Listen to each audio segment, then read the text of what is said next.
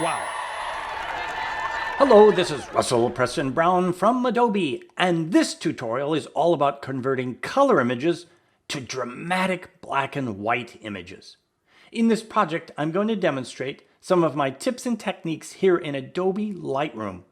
And these techniques will date back to the beginning of time when I learned how to dodge and burn in the darkroom. So I'm going to do some dodging and burning with the Radial Gradient tool, the Linear Gradient tool, and the Brush tool here in Lightroom.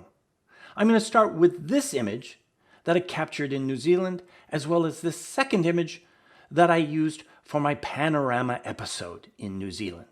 Once again, I'm going to convert this image to a dramatic black and white image as you see here. Let's get started with this first image.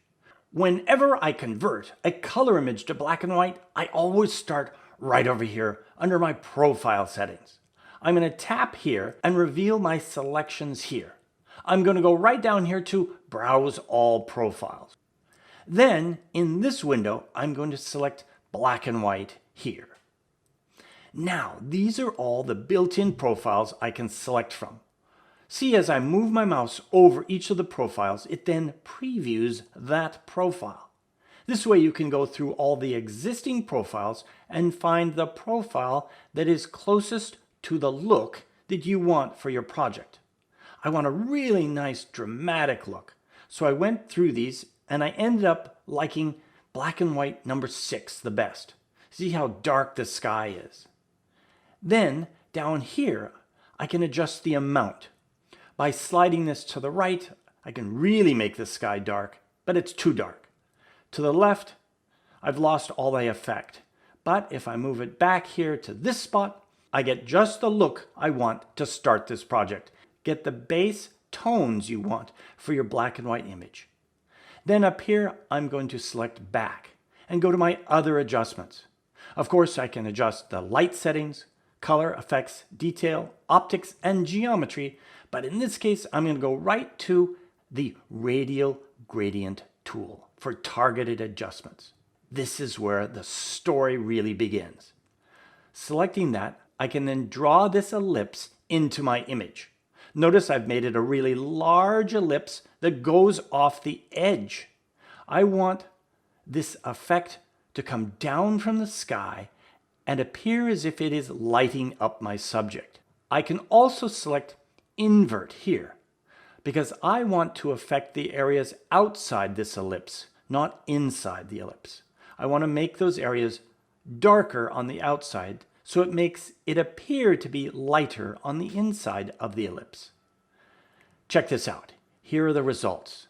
I now have this, what appears to be a light coming down from the sky and hitting my subject. Wow.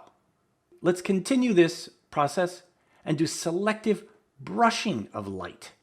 Here, selecting the brush tool, then I can go in, as you see here, and apply different areas of adjustment with the brush tool.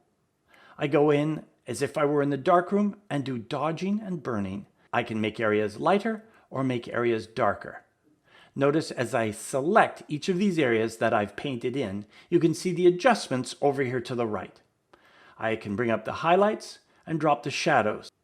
I'm going to go through and select and paint in these areas for adjustment. Now, here's one other tool you can use in this process.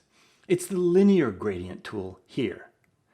Target that, then tap and drag a gradient here in your image. In this case, I've placed a gradient here at the base. Tapping on the gradient, you can see my adjustments. I'm dropping the highlights down and the exposure. I can then adjust the size of this gradient to get the look just right. And here is my final result. It looks fantastic. Now here are the results on the second image I created. I used some of the exact same techniques. As you can see here, I've gone in with the brush tool and applied some adjustments here. I go through again with the Radial Gradient tool to lighten areas up. And here on the ground, I wanted it to be lighter. And over here near the barn, I can target those areas and bring them up just as if I were in the darkroom. So the final image looks like this.